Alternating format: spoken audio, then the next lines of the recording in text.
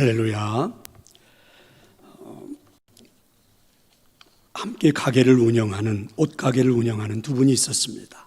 한 분은 김 씨고 한 분은 박 씨인데 서로 사이가 좋지 않아서 늘 싸우고 또 서로 잘 되는 것을 못 보는 그런 사이입니다.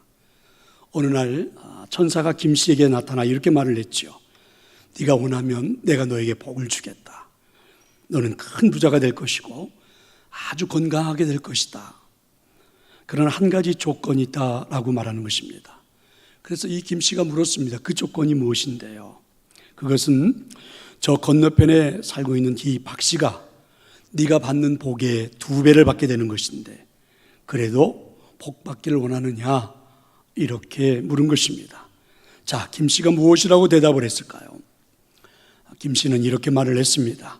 그럼 차라리 저에게 복을 주시지 마세요 라고 말을 했다는 것이죠. 그렇습니다. 자, 이런 걸 우리는 질투라고 그러죠. 생각해보면 참 질투는 무서운 것 같습니다. 인터넷에 보니까 이런 글이 나와 있더라고요. 좋은 소식과 나쁜 소식이 있습니다. 어떤 소식을 먼저 듣고 싶으세요? 그리고 난 다음에 이제 이렇게 이야기가 있어요. 남편이 이사로 진급했답니다. 부인에게는 무척 좋은 소식이겠죠. 그런데 비서가 엄청 예쁘답니다. 나쁜 소식입니다. 근데 요즘에는 이런 좋은 소식과 나쁜 소식에 비해서 환장할 소식도 있다고 그래요. 환장할 소식은 둘이 외국으로 출장을 가게 되었답니다 라는 이야기죠. 우리 집 아이가 처음으로 상을 탔습니다. 그런데 옆집에도 탔습니다. 알고 보니 교장 선생님이 전교생에게 상을 주었답니다. 남편이 처음으로 꽃을 들고 집에 왔습니다. 모두가 하얀 국화꽃입니다. 이상해서 물어보니 남편이 장례식장 갔다가 버리는 게 아까워 가져온 것이랍니다. 자, 여러분, 이런 이야기들인데 이제 뒤에 소식이 이와 같은 시기면 앞에 아무리 좋은 이야기가 있어도 무색해지죠. 나쁜 소식이 다 덮어버리기 때문에 그렇습니다. 저는 이 이야기를 읽으면서 질투에 대한 생각을 해보게 됩니다. 질투가 생기면 아무리 좋은 것도 다 덮어버리는 마력이 있습니다. 분명히 나에게 좋은 일이 일어났는데 남들과 비교함으로 인해서 다 사라져버리는 감정, 이게 질투가 아닐까. 오늘 하나님 주신 말씀에는 이런 말씀이 있죠. 11절과 12절의 말씀인데 샘이 한 구멍으로 어찌 단물과 쓴물을 내겠느냐. 형제들아, 어찌 무화과나무가 감람 열매를, 포도나무가 무화과를 맺겠느냐. 이와 같이 짠물이 단물을 내지 못하느니라 라는 그런 말씀입니다. 그러니까 질투의 감정이 일어나는 곳에서는 선한 신앙인의 모습, 성령의 열매는 공존할 수가 없다는 것입니다. 질투의 샘에서는 끊임없이 질투의 샘물이 솟아날 뿐입니다. 그러면 질투를 이기지 못한다고 하는 것은 우리들의 인생의 삶에 선을 기대할 수가 없다는 이야기입니다.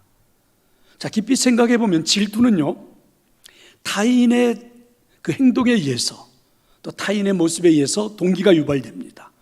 그럼에도 불구하고 지극히 자기중심적인 감정에서 시작됩니다. 자기중심적인 이기주의에서 시작된 이 감정은, 이 질투라는 것은 자신을 무척 외롭게 만드는 주범이기도 하죠. 질투의 감정이 일어나면 자신을 공동체로부터 분리하는 현상이 나타나죠. 그리고 자신이 공동체로부터 손해를 입었다 이렇게 생각해서 막 적개심이 일어나기 시작합니다. 그래서 이런 것을 사전에서 찾아보니까 시기라고 하는 말을 이렇게 해석을 했습니다. 자기보다 나은 처지에 있는 사람을 공연히 미워하거나 싫어하는 일, 또는 그런 마음을 가리키는 것, 그리고 남에게 지기를 싫어하고 남이 잘 되는 것을 부러워하는 일. 자, 이렇게 질투 시기를 정의를 했습니다. 그러니까 타인을 보고 생기는 감정이지만 지극히 자기중심적이라는 것이죠. 자기 자신에서 나오는 이기적인 감정이 질투라는 것입니다. 그래서 오늘 본문을 보면 하나님은 우리에게 이렇게 권면을 합니다. 14절의 말씀이죠. 그러나 너희 마음속에 독한 시기와 다툼이 있으면, 질투가 있으면 자랑하지 말라. 진리를 거슬러 거짓말하지 말라. 그러니까 질투가 생기면 아예 말을 하지 말라는 것입니다. 왜냐하면 그것은 대부분 거짓말이 될 수밖에 없기 때문입니다. 자, 조금 더 구체적으로 왜 말하지 말아야 할까요? 15절은 그래서 이렇게 하나님 우리에게 말씀해 주셨어요. 이와 같은 지혜는 이로부터 온 것이 아니요 땅 위의 것이고 정욕의 것이고 귀신의 것이다. 그러니까 이 시기 질투의 감정은 이로부터 내려온 게 아니고 땅에서부터, 그리고 우리의 정욕으로부터, 그리고 귀신이 주는 것이기 때문이라는 것입니다. 그래서 16절을 보면 시기와 다툼이 있는 곳에는 혼란과 모든 악한 일이 일어난다 하는 것입니다. 질투로부터 시작된 이 모든 일들은 결국은 이 땅에서부터 시작된 것이고 정욕인 것이고 귀신으로부터, 사탄으로부터 시작된 역사이기 때문에 사람들과의 관계가 혼란스럽고 반드시 상처가 생기고 급기야는 분열될 수밖에 없는 것입니다. 자, 그럼 이제 생각을 해봅시다. 질투는 구체적으로 무엇이 문제일까? 정말 왜 문제가 될까? 먼저 질투는요, 땅 위의 것이라는 겁니다. 땅 위의 것, 좀 어렵죠? 해석이 좀 쉽지가 않지요? 근데 예전에 성경에서는 세상적인 것 이렇게 번역을 했습니다. 그러니까 오히려 저는 그 말이 좀 더 맞을 것 같아요. 세상적인 것. 그럼 세상적인 것이 무엇일까요? 마가복음 10장 35절에서 45절에 보면 예수님께서 이제 십자가를 지기 위해서 갈릴리에서 예루살렘으로 올라가십니다. 그 가운데 이제 제자들과 함께 동행을 하는데 그 중에 세베대의 아들 야고보와 요한이 예수님에게 와서 간절히 요청을 합니다. 예수님께서 예루살렘에 올라가셔서 하늘의 영광을, 주님의 영광을 받게 되거들랑 그때 우리들을 기억해서, 우리 형제를 기억해서 한 사람은 오른쪽에 한 사람은 왼쪽에 우리를 꼭 그렇게 써주시기를 소망합니다 하고 이야기를 했어요. 그랬더니 그 야고보와 요한의 이야기를 듣고 있던 다른 제자들이 갑자기 질투심이 생기면서 야고보와 요한에 대해서 분한 마음을 갖게 되었다라는 것입니다. 그러니까 이와 같은 제자들의 생각이 바로 세상적인 것, 땅 위의 것, 땅 위의 가치관이라는 것입니다. 생각해 보면 예수님의 좌우편에 서는 일이 얼마나 좋은 일입니까? 예수님을 따라서 끝까지 일하겠다는 일인데 얼마나 좋은 일이에요. 헌신하겠다는데 얼마나 좋은 일입니까? 그런데 실질적으로 이들은 세상적인 땅 위의 가치관을 가지고 본 거예요. 그래서 예수님을 권력으로 본 겁니다. 그리고 예수님의 그 권력을 보고 우리가 좌우편에 일하고 싶다는 거죠. 그런 야고보와 요한을 보고 다른 제자들은 왜 너희들이 예수님 좌우편에 서야 하느냐고 질투하면서 화를 냈다는 거예요. 이게 바로 세상적인 가치관이라는 것이죠. 그래서 이런 세상적인 가치관을 가지고 예수님에게 온 이 제자들에게 예수님은 반대 이야기를 합니다. 오히려 너희들이 섬기고 낮아지는 것이라 이렇게 말합니다. 그러니까 제자들의 생각은 힘으로 세상을 지배할 수 있다고 본 겁니다. 그러니까 권력을 가지고 세상을 변화시킬 수 있다고 보는 거예요. 그런데 사실은 세상의 힘, 지배욕, 권력 혹은 물질, 실력, 설령 그게 능력이라 할지라도 다른 사람에게 지배를 당하면 그 지배를 당하는 사람은 반드시 분노를 일으키고 질투를 일으킬 수밖에 없습니다. 그리고 이거는 전혀 도움이 되지 않는 하나의 세상적인 가치관, 땅 위의 가치관, 이렇게 예수님 말씀한 거죠. 그러니까 질투는 세상적인 것이다. 땅 위의 가치관이다. 이렇게 말씀하셨습니다. 또한 질투는 정욕이라는 것이죠. 정욕이라는 말은 욕심의 뿌리를 두고 있다는 것입니다. 자, 질투의 유형을 한번 보세요. 매우 자연스럽죠. 적게 가진 사람, 많이 없는 사람은 많이 가진 사람을 보면 질투가 나지요. 막 그가 굉장히 감정적으로 싫습니다. 자, 이렇게 놓고 보면 이거는 인간의 본능, 인간의 자연스러운 일처럼 보여지는데 사실은 인간의 본능과 자연스러운 일이 다 옳은 것은 아닙니다. 그래서 성경은 우리에게 본능대로 사는 것이 아니라 본능을 제어하고 성령의 소욕을 따라 살라 이렇게 말씀하시죠. 그래서 갈라디아서 5장 15절과 17절에 보면 만일 서로 물고 먹으면 피차 멸망할까 조심하라. 내가 이르노니 너희는 성령을 따라 행하라. 그리하면 육체의 욕심을 이루지 아니하리라. 육체의 소욕은 성령을 거스르고 성령은 육체를 거스르니 이 둘이 서로 대적함으로 너희들이 원하는 것을 얻지 못하게 할 것이다. 그렇습니다.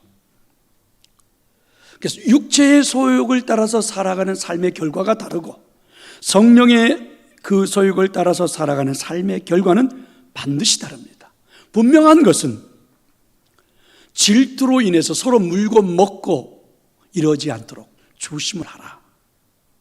그건 바로 욕심이기 때문이라 이렇게 우리 주님은 말씀하셨습니다. 혹시 여러분 그 아마데우스라는 영화를 보셨습니까? 천재 작곡가인 모차르트하고 그다음에 모차르트만은 못하지만 훌륭한 음악가인 살리에리 사이에서 있었던 질투 이야기입니다. 오스트리아 궁정의 악장이었던 이 안토니오 살리에리는 음악의 신동인 모차르트를 만나게 되죠. 모차르트는 실로 당대에 누구도 갖지 못했던 천재적인 재능을 갖고 있었습니다. 하나님이 그에게 특별한 재능을 주신 거죠. 그런데 모차르트는 조금 정신적으로는 성숙하지 못하고 방탕한 면도 있지요. 반면에 살리에리는 하나님께 헌신하고 하나님을 높이는 삶을 살겠다, 이렇게 소원을 한 사람입니다. 그래서 어려서부터 하나님을 높일 수 있는 작품을 만들고 싶었던 게 꿈이었어요. 그런 하나님께서는 모차르트에게 주셨던 그 천부적인 재능을 이 살리에리에게는 주지 않으셨습니다. 살리에리는 모든 사람을 즐겁게 하는 작품을 쓸 수는 있었지만 대작을 만들지는 못했어요. 사람들에게 대중적인 인기를 누리긴 했지만 아마 얼마 가지 않으면 나는 어쩌면 사람들에게서 잊혀질지도 모르겠다, 내 작품은 그렇게 후대까지 남겨지지는 못하겠다, 이런 생각이 그의 마음에 들어오는 순간부터 질투심이 생기게 됩니다. 그래서 모차르트의 재능에 대해서 질투를 하게 되죠. 그래서 모차르트를 파멸로 이끌 급기야는 계략까지 꾸미게 됩니다. 이렇게 질투로 인해서 누군가를 계략으로 음모로 이끌어갔던 결국 그는 나중에 정신병자가 되죠. 클라이맥스가 되는 그 극에서 독백에서 보면 살리에리는 이렇게 말합니다. 모차르트에게 주신 그 천부적인 재능을 왜 나에게는 하나님 주시지 않았습니까? 하면서 하나님을 저주하고 있죠. 생각해 보면 여러분, 질투라는 것에서부터 출발해가지고 이렇게 하나님에게서 멀어질 수 있을까? 자신의 인생을 파멸로 이긴 정신적인 분열자가 되고 정신병자가 되고 하나님을 저주하는, 생각해보면 참 어처구니 없는 일인데 이게 바로 질투라는 것입니다. 그러니까 질투는 인간의 정욕, 욕심으로부터 시작된 겁니다. 또 한 가지는 질투는 귀신의 것이라는 거죠. 지극히 질투가 인간의 본능이에요. 그런데 그 질투의 배후에는 반드시 악한 영이 도사리고 있다는 것입니다.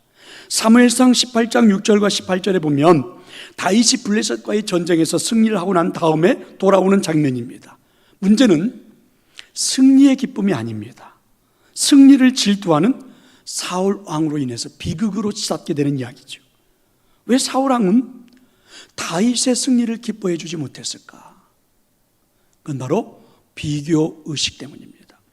그래서 사무엘상 18장 6절부터 9절을 보면 자, 이런 말씀이에요. 무리가 돌아올 때에, 곧 다윗이 블레셋 사람을 죽이고 돌아올 때에 여인들이 나와가지고 모든 성읍에서 나와서 노래하고 춤추고 소고와 경세를 가지고 왕 사울을 환영하면서 여인들이 뛰놀면서 노래하여 이르되, 노래 가사말이 이렇습니다. 사울이 죽인 자는 천천히요, 다윗은 만만이로다.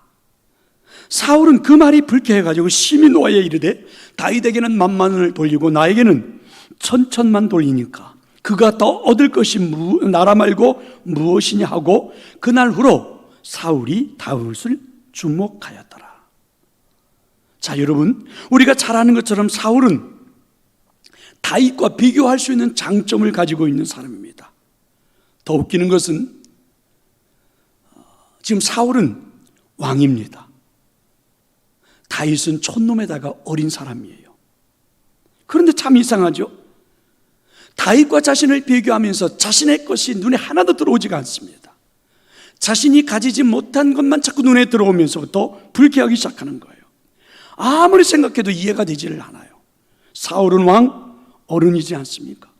모든 것을 다 가지고 있는 사람이, 반면에 다윗은 어린 소년, 시골 촌놈이에요. 모든 것에서 비교가 되지 않습니다. 그런데 왜 비교를 시작할까?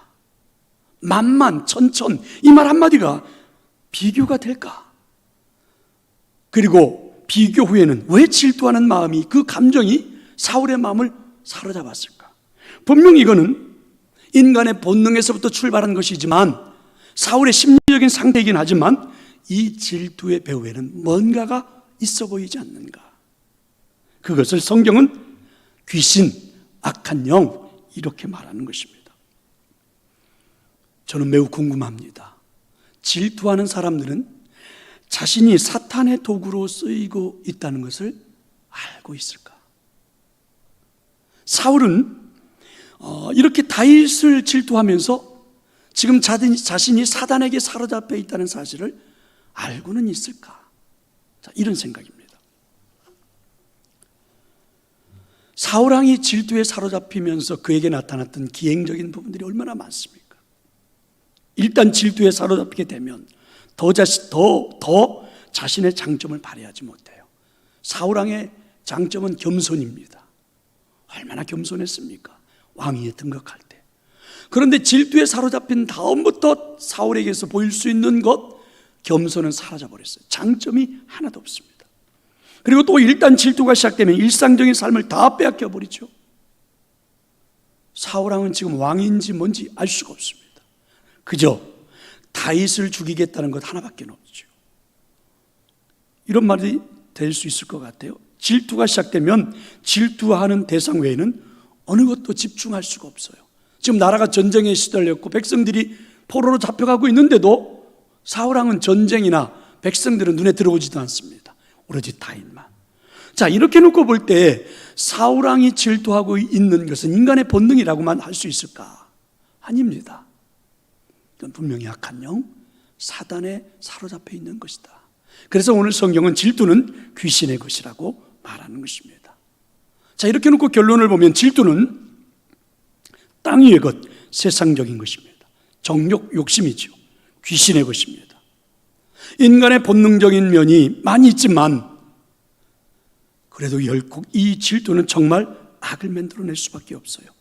세속적인 마음, 욕심으로부터, 그리고 악한 영에게 사로잡힌 것에서부터 출발하는 이 질투의 감정은 해결하지 않으면 행복해질 수가 없습니다. 극복하지 않으면 급기야는 불행을 초래할 수밖에 없죠. 그러니까 질투는 반드시 해결해야 할 악인 것입니다. 그럼 이제 우리가 이런 질투의 무서움을 알았다면 중요한 숙제를 가지게 되지요. 어떻게 이 질투를 극복할 수 있을까?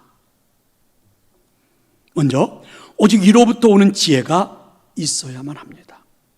야고보서 3장에 근거한 말씀을 보면 17절과 18절에 보면 이렇게 말씀하잖아요. 오직 이로부터 난 지혜는, 이로부터 난 지혜는 첫째 성결하고, 다음에 화평하고, 관용하고, 양순하며 긍휼과 선한 열매가 가득하고, 편견과 거짓이 없나니 화평하게 하는 자들은 화평으로 심어 의의 열매를 거둔다. 할렐루야. 질투를 극복할 수 있는 지혜가 필요한 겁니다. 질투라는 감정이 인간의 본능으로부터 온 것이라면 이것을 이길 수 있는 것은 위로부터, 하늘로부터 오는 지혜가 있어야 하는 것입니다. 그래서 하늘로부터, 하나님께로부터 오는 지혜가 절대적으로 필요하다는 것이죠. 하나님께서는 끊임없이 우리에게 말씀하고 있는 것이 있습니다. 인생은 남들과 비교하면서 사는 것이 아니라 하나님께서 우리를 부르신 그 부르심, 즉 사명을 따라 사는 것이라, 이렇게 말씀해 주고 계십니다. 사명을 따라 살아가기 시작하면 우리에게 지혜가 나타나는데요, 그 지혜를 가지고 살면 성결하고 화평하고 양순하고 긍휼과 선한 열매가 가득하고 편견과 거짓이 없는 그런 인생을 살 수 있다는 것입니다. 더욱 중요한 것은 사명을 따라 살아가는 사람에게는 하나님이 직책도 주어지는데 그 직책이 화평하게 하는 직책. 그래서 화평하게 하는 직책을 따라 살면 우리 인생의 삶에 나타나는 것은 아름다운 의의 열매만 열려진다는 것입니다. 60년대 그 미국의 유명한 흑인 인권 운동가 중에 말콤 X라는 사람이 있습니다. 이 사람은 자서전에서 자신이 얼마나 백인을 미워했는지를 기록하고 있어요. 근데 그 미움의 이유가 이 사람은 질투 때문이라고 말을 했습니다. 백인들이 가지고 있는 특권, 백인들의 외모가 너무 부러운 거예요. 그래서 이것으로 인해서 자신들에게 질투가 생겼고 이 자연스럽게 찾아온 감정이라고 말하는 겁니다. 그런데 이걸 가지고는 평생 불행하니까 이것을 이 사람은 어떻게 극복했는지를 말해주고 있어요. 이 사람의 주장은 이렇습니다. 흑인들이 백인 부러워하기를 그치고 백인 되는 것을 그쳐야 하면서 중요한 건 이거예요. 검은 것이 아름답다라고 확신 있게 말할 수 있어야 한다는 것입니다. 생각해 보세요. 하얀 것만이, 흰색만이 아름답습니까? 그렇지 않습니다. 검은색도 때로는 아름답습니다. 중후해 보이고 뭔가 좀 무게감 있어 보이고 괜찮아 보입니다. 그러니까 흑인들 검은색도 아름답다 이렇게 말할 수 있으면 이겨낼 수 있다는 겁니다. 근데 이게 어디서부터요? 인간의 본능인 질투로부터는 절대로 할 수 없는 거예요. 이로부터 오는 하늘이 주시는 지혜, 이 지혜를 가지고 이렇게 확신 있게 말할 수 있어야 하는 것입니다. 우리가 잘 아는 것처럼 오케스트라를 연주하기 위해서는 먼저 튜닝을 하죠. 그러니까 소리를 맞추는 겁니다. 그러면 저는 잘 모르지만 알려진 바에 의하면 튜닝을 할 때 이렇게 한다고 그랬잖아요. 제1바이올린 수석주자가 무대 앞으로 걸어 나오고 그 다음에 이제 오보에를 연주하는 사람이 소리를 내면, 한 음을 내면 거기에 맞게 모든 연주자들이 다 같이 소리를 맞춘다는 거죠. 그걸 튜닝이라고 그럽니다. 근데 만일 모든 연주자가 자기 악기를 가지고 자신의 악기에 소리를 맞추라고 여기저기서 막 말하기 시작하면 절대로 튜닝이 되지 않고 그리고 연주는 엉망진창이 될 건 뻔한 사실이죠. 중요한 건요, 우리들이 살아가는 인생도 튜닝을 할 줄 알아야 합니다. 소리를 맞출 줄 알아야 돼요. 그 튜닝하는 방법, 소리를 맞추는 방법이 뭘까요? 오스왈드 챔버스는 그의 책에서 좀 어려운 말이긴 하지만 이렇게 말을 해요. 우리 자신을 언제나 항상 하나님께 맞출 줄 알아야 된다. 그게 튜닝이라는 것입니다. 각자의 소리, 자신의 소리, 자기가 하고 싶은 대로 하는 게 아니라 언제나 하나님을 중심에 두고 하나님에게 따라 우리가 소리를 낼 줄 아는 것, 이게 튜닝이고, 그런데 이걸 좀 구체적으로 말해보면 이렇게 하나님께 맞추는 유일한 비결이 뭐냐 할 때 이 사람은 불쾌하고 힘든 것에 대해서 훈련을 하는 것이라고 그래요.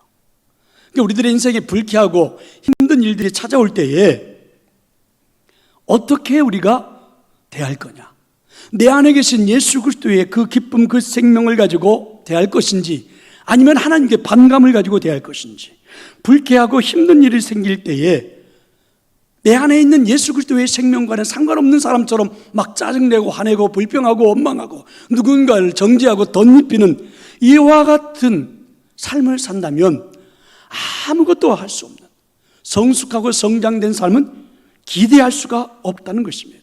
그 순간에, 불쾌하고 힘든 일이 나타나는 그 순간에 우리는 하나님께 소리를 맞출 줄 아는 거죠. 내 안에 있는 예수 그리스도의 생명을 가지고 함께 축복하고 함께 맞추고 위로하고 격려하는 소리를 낼 줄 아는 게 튜닝이라는 것입니다. 그런데 이런 것들은 어디로부터요? 위로부터 내려오는 지혜가, 어쩌면 조금 우리가 살고 있는 이 사회, 지금 우리들의 현실 앞에서 이 답답하고 어렵고 힘든 일 앞에서 가장 필요한 것이라면 이런 하늘로부터 내려오는 지혜가 아닐까요? 내 개인의 소리, 내 감정의 소리, 내 질투의 소리가 아닌 하나님의 소리에 내 소리를 맞출 줄 아는 튜닝이 가장 필요한 시기가 아닐까. 로마서 8장 28절은 우리에게 이렇게 말씀하잖아요. 우리가 알거니와 하나님을 사랑하는 자, 곧 그의 뜻대로 부르심을 입은 자들에게는 모든 것이 합력하여 선을 이룬다. 반드시 선이 나타나게 되어 있다는 게 하나님의 뜻이라면 하나님을 신뢰하고 전적으로 그 하나님에게 소리를 맞추는 것, 이런 지혜가 있어야 되지 않을까요? 그래야만이 질투를 극복할 수 있다는 것입니다. 저에게도 제 자신을 힘들게 하는 콤플렉스가 있습니다. 모든 사람들에게 대부분 다 있지요. 저는 너무 내성적인 성격이 제 인생의 콤플렉스입니다. 왜 이렇게 좀 내성적일까? 사람들하고 왜 잘 어울리지를 못할까? 이런 거예요. 가끔은 보면 외형적인 사람들이 너무 부러워요. 어떻게 저렇게 사람들하고 잘 어울리고 함께 할 수 있을까? 또 부러운 건 제 동료 중에 한 분인 그 어느 목사님은요, 낯선 사람, 처음 만나는 사람을 보는데도 5분 안에 형 동생이 되어버리고 언니 오빠가 되어버리고 친구가 되어버려요. 놀랍습니다. 가끔은 제가 위대하다고 말하기까지 하죠. 어쩌면 그럴 수 있을까? 저는 노래를 그렇게 음악을 썩 잘하거나 잘 좋아하진 않습니다. 근데 목회를 하다 보니까 어쩔 수 없이 찬양도 하고 이래서 하긴 하는데 크게 달란트도 없을 뿐더러 잘 안 돼요. 근데 음악을 잘하는 사람들이 보면 굉장히 부럽습니다. 어쩌면 저렇게 노래를 잘할까? 어쩌면 저렇게 악기를 잘 만질까? 좀 해보고 싶어요. 악기도 좀 잘 다루어가지고 또 노래도 좀 잘해서 가끔은 성도들에게 들려주면서 좀 휘어잡고도 싶은데 잘 안 됩니다. 부럽기도 하지요. 그런데 저는 어느 날 이런 생각이 제 마음속에 하나님의 은혜를 깨닫게 되죠. 하나님께서는 저를 모든 것을 잘하는 사람으로 부른 게 아니구나. 그냥 목회자로, 목사로 부른 거구나. 그래서 누군가 잘하는 사람을 부러워하는 게 아니라 아하, 잘하는 사람과 함께 동역하는 게 내 삶이구나. 이렇게 생각하고 나니까 참 자유로워졌습니다. 이런 게 하늘로부터 오는 지혜라는 그런 말이죠. 또 우리가 마태복음 25장에 나오는 그 달란트 비유에도 한번 주목해 볼 필요가 있습니다. 여기 보면 주인의 관심은요, 주인이 자신이 내어준 것에 대해서만 평가를 하지 다른 사람과 비교해서 평가하지 않습니다. 5달란트, 2달란트, 1달란트 받은 사람들 서로를 비교하면서 평가하지 않아요. 그들에게 준 달란트 그것만 가지고 말하는 것입니다. 굉장히 우리는 중요한 걸 알아야 될 것 같아요. 하나님이 주신 모든 것에 대하여 하나님은 굉장히 우리를 귀하게 여기고 계신다. 존귀하게 대하고 있다는 것입니다. 그렇다면 뭐든지 쉽게 포기하는 사람, 언어 생활이 늘 부정적인 사람, 작은 일에도 쉽게 낙심하는 사람, 이런 사람은 결국은 실패할 수밖에 없는 거죠. 하나님이 존귀하게 여기는데 왜 자신이 그렇게 질투의 감정에 사로잡혀서 그렇게 살아갈까? 하늘로부터 오는 지혜가 절대적으로 필요하지 않을까요? 일 잘하고 충성하는 사람은요, 사실은 핑계가 없어요. 일을 안 하는 사람이 핑계도 많고 질투도 많고 말도 많습니다. 헌금을 열심히 하며 살아가는 사람은요, 헌금 종류가 많다고 투정 부리지 않습니다. 안 하는 사람들이 말이 많고, 전도를 열심히 하는 사람들은 전도시킨다고 불평하지 않아요. 기도 생활에 열심히 하는 사람은요, 기도에 투정하지 않습니다. 마치 맨밥을 먹어도 소화가 잘 되는 사람은요, 찬밥 갖다가 그냥 물 말아가지고 김치 하나만 먹어도 그렇게 맛있다고 먹는 것과 비슷하지요. 왜 투정하지 않을까요? 왜 비판하지 않을까요? 우리는 사명자입니다. 하나님 앞에서 사역하면서 살아가는 사명자로 살아가는 우리 인생이에요. 그럼 여러분, 주신 물질에 대해서 감사하면서 헌금하며 살아가는 것은 당연한 나의 인생이에요. 전도하는 것, 기도하는 것, 예배하는 것, 나의 일상입니다. 이게 나의 삶이에요. 이걸 가지고 여러분 핑계대고 부정하고 정죄하고 불평하고 탓하고 할 수가 없습니다. 그러니까 정말 중요한 건 뭘까요? 위로부터 내려오는 하늘의 지혜가 있어야 이 모든 것들을 이길 수 있습니다. 인간의 본능인 질투를 극복할 수가 있는 것이죠. 오늘 예배하는 우리 모든 성도들에게, 각자의 처소에서 예배하는 우리 모든 성도들에게 이 질투를 극복할 수 있는 지혜가 넘치기를 축원합니다. 어떻게 하면 이 질투를 극복할 수 있을까요? 축복하는 사람이 되는 것입니다. 질투가 있는 곳에는 다툼과 혼란, 모든 악한 것이 있다면 질투의 영을 극복한 곳에는 화평이 있습니다. 그게 이제 오늘 본문 16절과 18절에 아주 정확하게 말씀했어요. 16절, 시기와 다툼이 있는 곳에는 혼란과 모든 악한 일이 있다. 반면에 극복한 그곳에는 18절, 화평하게 하는 자들은 화평으로 심어 의의 열매를 거둔다. 질투를 극복하고 나면 하나님의 사람이 되죠. 자, 그럼 이제 내가 질투를 극복했다, 하나님의 사람이 되었다라는 증거가 뭘까요? 그건 바로 누군가를 축복할 줄 아는 사람입니다. 누군가를 축복하면 반드시 화평의 열매가 열려지지 않겠습니까? 유명한 테라사 수녀에 관한 일화죠. 오늘날 한 사람이 막 어린이의 고름을 치료하고 있는 이 테레사 수녀에게 질문을 던졌어요. 수녀님, 당신은 잘 사는 사람, 평안하게 사는 사람, 그리고 높은 자리에 살고 있는 사람을 볼 때 질투심이 안 생깁니까? 이때 수녀는 말하기를 허리를 굽히고 섬기는 사람에게는 위를 쳐다볼 수 있는 시간이 없으니까요 라고 대답을 했습니다. 만약에 사울이 다윗이 많은 사람의 박수를 받으면서 계산할 때 오히려 그의 위대함과 용맹과 그의 업적을 칭찬했더라면 어떻게 되었을까? 사울왕이 만약에 백성들을 향해서, 여러분, 다윗은 우리나라를 위기에서 구한 영웅입니다. 하나님께서 우리나라에 다윗과 같은 놀라운 지도자를 주신 것은 우리 모두의 축복입니다. 저는 앞으로 다윗을 나라를 위해 중요한 인물로 쓰겠습니다. 우리의 영웅 다윗을 주신 하나님을 찬양합시다. 다윗을 위해 많은 기도를 해 주십시오. 그리고 앞으로 다윗과 같은 인물들이 더 많이 나올 수 있도록 우리 기도합시다.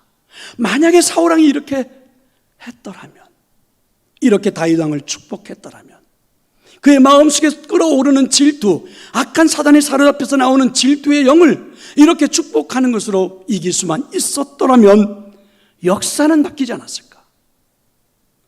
적어도 새로운 역사가 만들어지지는 않았을까? 하나님은 질투하는 일을 미워하시기에 질투하는 사울을 떠났고 오히려 하나님은 다윗과 함께 하셨습니다. 성도 여러분, 지금 우리가 살고 있는 현재의 상황은 코로나 바이러스, 또 장마, 또 태풍, 한 주간의 삶이 참 불안했고 두려웠고 무서웠고 그리고 굉장히 힘들었습니다. 우리 모두가 겪고 있는 일들입니다. 또 그것만이 아니죠. 이 일들이 이루어지는 중앙에 마치 교회가 있는 것처럼 여러 가지 사회적인 현상들이 나타날 때에 우린 참 힘들고 답답하고 어떻게 대변을 해야 할지, 어떻게 말을 해야 할지 힘든 상황인 것은 사실입니다. 저는 오늘 어떤 이데올로기에 사로잡혀서 어떤 이념을 가지고 말하려고 하는 게 아닙니다. 누구를 잘잘못을 따지고 문제를 말하려고 하는 것도 아닙니다. 중요한 것은요, 우리 기독교인들은, 우리 믿음의 사람들은, 하나님의 백성들은 어떤 사람들입니까? 우리는 누군가를 축복하는 사람들입니다. 누군가를 위로하는 사람들입니다. 누군가를 격려하는 사람들입니다. 한 나라의 정권을 가지고 있는 사람들이 우리의 타도의 대상이 되고 원수가 되고 그들을 이겨야만이 우리에게 평화가 오고, 그런 게 아니죠. 누군가를 미워하고 누군가를 정죄하고 누군가를 한편으로 몰아세워서 그 사람을 잘못했다고 말해야만이 사회가 밝아지는 것도 아닙니다. 우리는요, 중요한 것이 있습니다. 우리는 하나님의 자녀들입니다. 우리는 하나님이 정말 은혜 주고 복 준 하나님의 백성들입니다. 우리가 할 수 있는 일은 축복하는 자들입니다. 위로하는 자들입니다. 격려하는 자들입니다. 이게 반드시 우리에게 있어야 되지 않을까요? 그런데 아는 것처럼 축복하는 것은 자연스럽게 우리 삶에서 찾아오는 능력이 아닙니다. 이 축복하는 삶을 위해서 우리는 노력도 해야 합니다. 기도해야 하고 은혜로 살아갈 줄 알아야 합니다.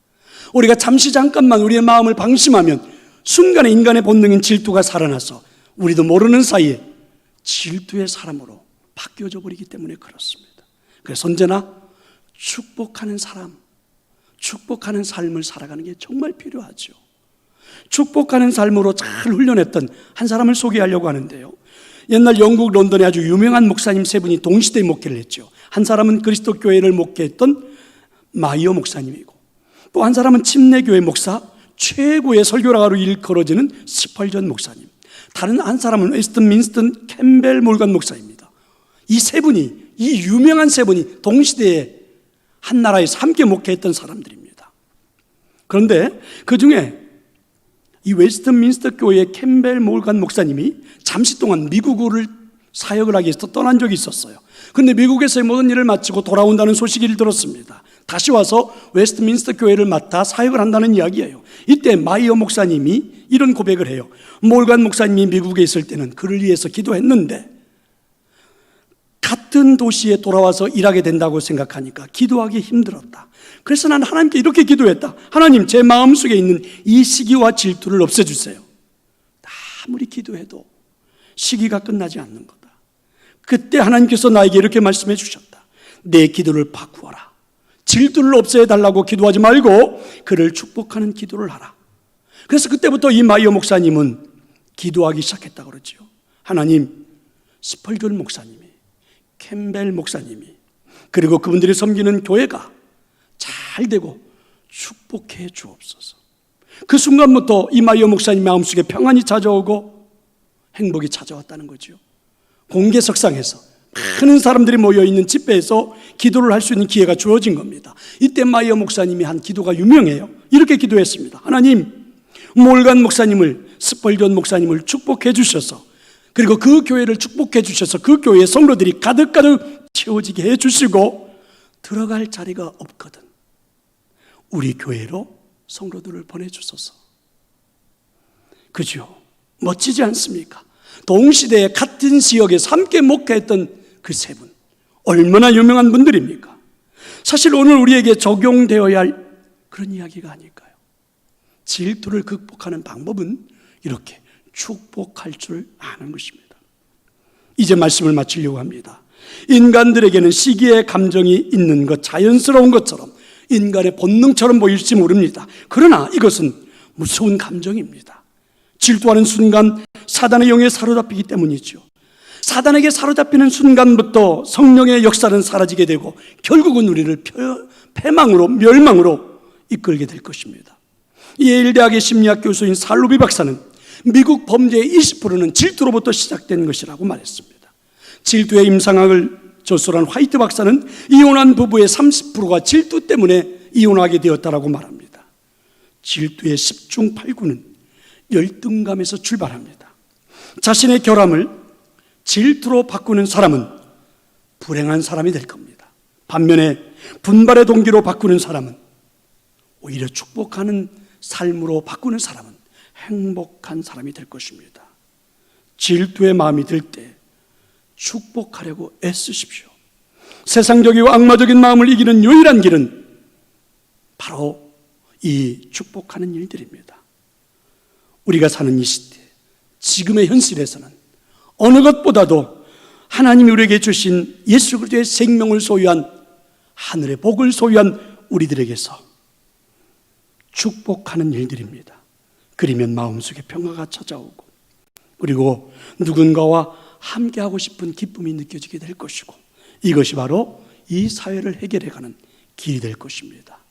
성도 여러분, 한 주간의 우리의 삶이 축복의 삶이 될 수 있기를 간절히 축원합니다.